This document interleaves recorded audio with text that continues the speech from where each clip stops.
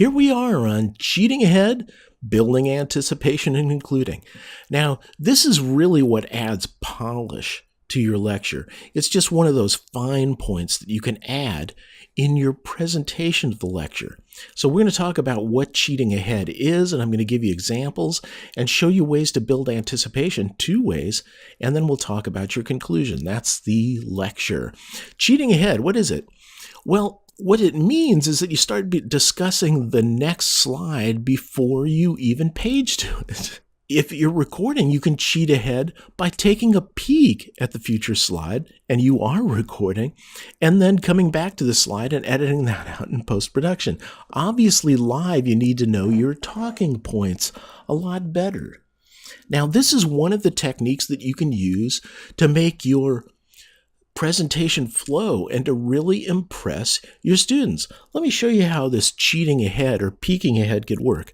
Like right now, I'm done talking about the slide. Well, what I would do is I'd go, building anticipation is next. Okay. Then I'd come back here. I'd go, okay, done talking with the slide. So I'm talking about cheating ahead. And then I say, and then there's the companion to cheating ahead, building anticipation. You notice how that cheating ahead, kind of talking about the next slide, showed that I really know my slides. So we talked about using your voice to build excitement. Well, you can also build anticipation or excitement through 2 techniques. One is foreshadowing, and foreshadowing involves hinting about what's going to happen in the future in a lecture. So you say things like, this is just a sample of what's going to be covered in the next section on PowerPoint advanced animation, something like that. You foreshadow things and you say, oh, you're not going to believe the demonstration I give you in the next lecture. The thing that this does, that was kind of a cliffhanger too. And what these techniques do is that they improve the possibility that your student is going to look at the next lecture. Cliffhangers are also great. They happen at the end of a lecture, and they talk about what's going to happen next, and you build excitement and anticipation. So people move ahead and they keep on watching.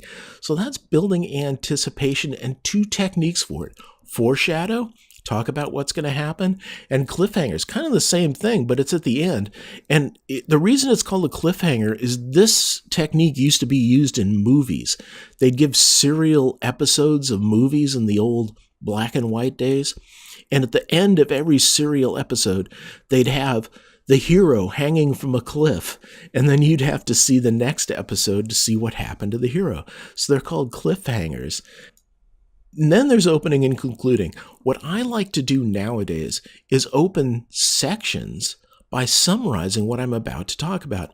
And then I conclude lengthy sections, such as a Udemy section, by summarizing what was just discussed. It's important that if you talk about a lot of topics, you kind of prepare people for it, and then you remind them of what they just saw. They may not remember it all. And by the way, these are excellent opportunities for inserting cliffhangers about what's going to happen next, especially in the conclusion. You go, hey, in the next lecture, we're going to be doing this great stuff. You need to keep on watching, right? So there you go. There's the techniques for you. Up next is the section project, and I encourage you to do it. I'll see you in the next section.